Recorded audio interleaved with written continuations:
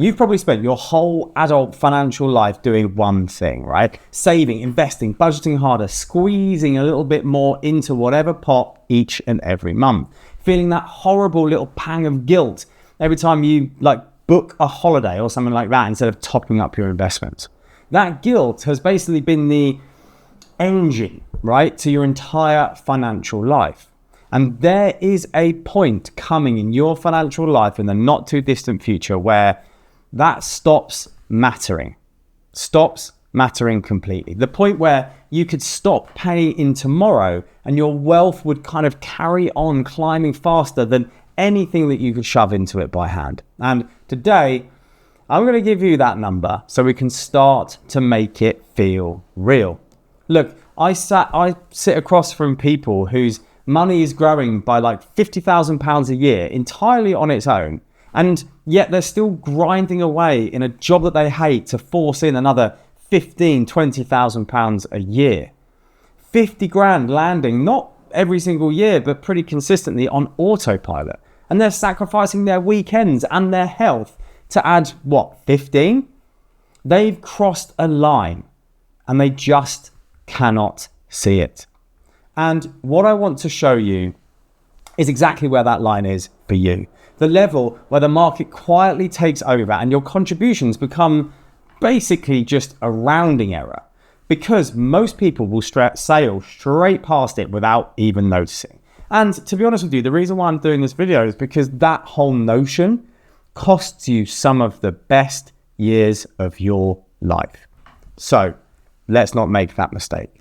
And the problem is, and the good part is that you can basically see that line coming before you sail past it. You just have to understand one thing really about how money moves in general, because it moves pretty much in two completely different gears, different engines essentially. The first, let's say 10, 15 years, you are doing all the work, all of it. You put in £1,000 and the market does its average kind of thing and you get back maybe 70 at a 7% return? 70. That doesn't change your life, obviously. It barely covers a celebratory dinner. In that phase, basically all of your growth is coming from the brute force of you, right? The cash that you carve out of your wage and physically move into your account. It's you shoulder up against the boulder, shoving it up the hill, right? I had this guy nearly pack everything in. We've been working together for about 6 years over this exact thing. He sat there and told me that he'd been putting in tens of thousands of pounds and the market had given him not a lot back. I remember him kept saying to me, he was like, it's the same as about a fortnight's wages. What was the point? And I get it, right? In that dip, that lull before the exponential curve kicks over, the effort and the reward that you get look, I would say, almost like insulting next to each other. But that's not a sign that this kind of isn't working. It's just what the bottom of that hill feels like when you've got your shoulder up against that boulder right before it stops being the bottom. And then it flips, right? Because if you keep at it, and this is the bit that asks for a kind of boring faith for maybe a decade or more. The growth that you make each year stops just sitting there. It joins the pile and starts earning its own growth on top of its own growth. Give it long enough and it's a mountain, a whole mountain earning 7%. 7% of a mountain is a lot of money, right? And look, if that's where you are right now, white knuckling like year 5, year 7, before this has even started, this is the absolute most critical part I need you to hear, okay? That guy who came in, who was grinding away for like 6 years, not much to show for it. The guy who nearly walked away. For 11 years, his pot basically crawled along, right? Then, when we came to review it a couple of years ago, I turned the screen round and showed him the growth on the years, on the growth that he'd experienced over the last year. This was about 2 years ago. the growth that he'd experienced was bigger than anything and everything that he'd paid in across basically the whole last of the 5 years combined. And literally, he just sat there and went quiet, because that's the moment your money starts earning more in the year than you can. That is the handoff. All right, let's do this with me. Come on, because the number of this is the whole point. Okay, so say you've built up 500,000 across your investments or retirement accounts. And I'm going to sort of lowball the return on purpose here, so nobody can accuse me of kind of cooking the book. So let's say you're in a globally diversified portfolio. So again, something that's spread across the entire portfolio of all of equities, essentially. Say it returns a fairly cautious 7%. That is £35,000 a year of growth in 1 year that appeared without you lifting a finger. And you're still grinding away to add £10,000 a year from your salary, money that you could have done something with, which means that your money is now working 3.5 times harder than you are. Your 10,000, the thing that you're still budgeting and stressing your whole life around, has quietly become, like I said, a bit of a rounding error. So small that it barely moves the needle, right? You could stop contributing the very next day and your pot would keep climbing without you. And the marker is dead simple. So let's do this now so you can actually run this for yourself right now. Take what your pot grew by last year. So just have a little look at what it was and then show how much you paid in. That's pretty much the only calculations that you need. It's obviously not that binary because the growth comes a little bit off of the contributions. But in theory, the year that your growth number is bigger than the number you're paying in, that's it. You're basically across that line. And yet, here's what kind of messes with people. That point feels impossibly far away for almost the entire 5 to 10 years of any investment plan, genuinely kind of out of reach. And then you cross it.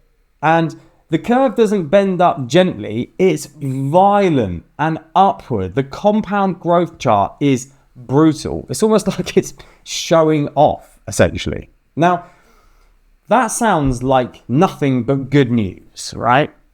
Except I watched a bloke do this for himself for about 4 years. He came in every single review meeting that we had absolutely beaming, telling me that he bumped up his contributions again and was pumping more money in. And I'll be honest, this is where I think I got it wrong as well, because early on, I think I was part of the problem for this whole equation as well. Someone would tell me that they'd up their contributions or put a bit more away, and I'd more or less high-five them for it and tell them to keep going. Good discipline, keep going. It took me years of watching the same faces essentially realize that I'd been cheering some of them well past the finish line that they'd been trying to reach. And it just wasn't productive. Now, obviously, you don't want to get into the point where you're saying to people, completely stop, because you always want a margin of safety.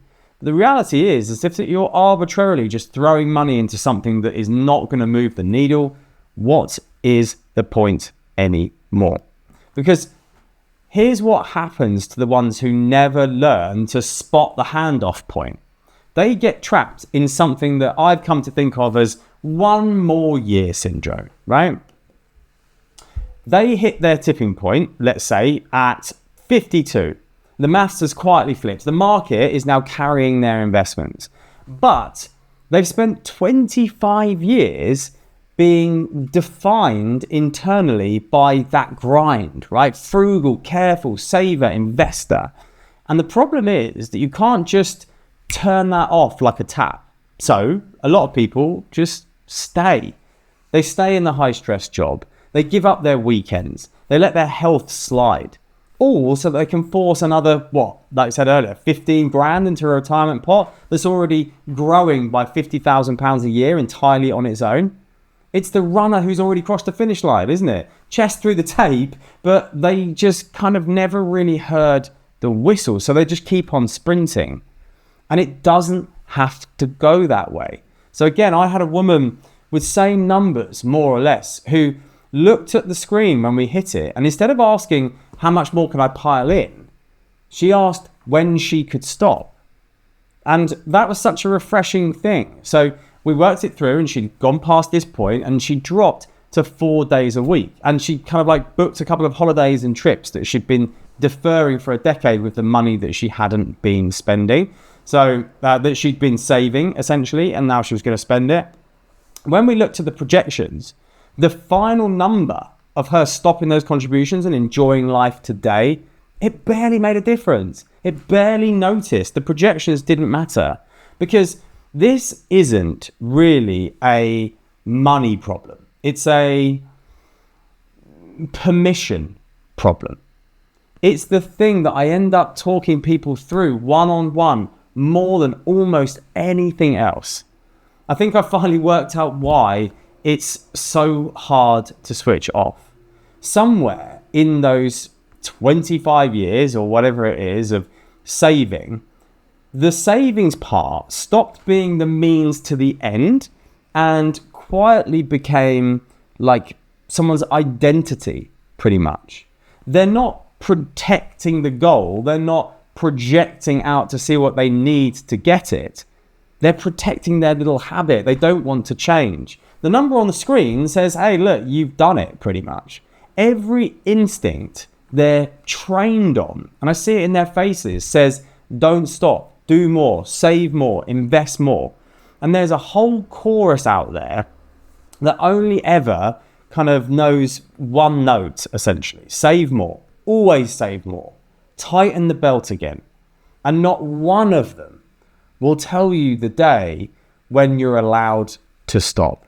So let me say the whole thing plainly, in case that you need to hear it from someone who does this for a living and sees this in people's faces all the time. The goal was never to just arbitrarily save money forever. That was never the game. The game was to reach the tipping point as fast as you humanly could and then hand over the heavy lifting entirely to the global economy, and then have the sense to step back and just let it get on with it.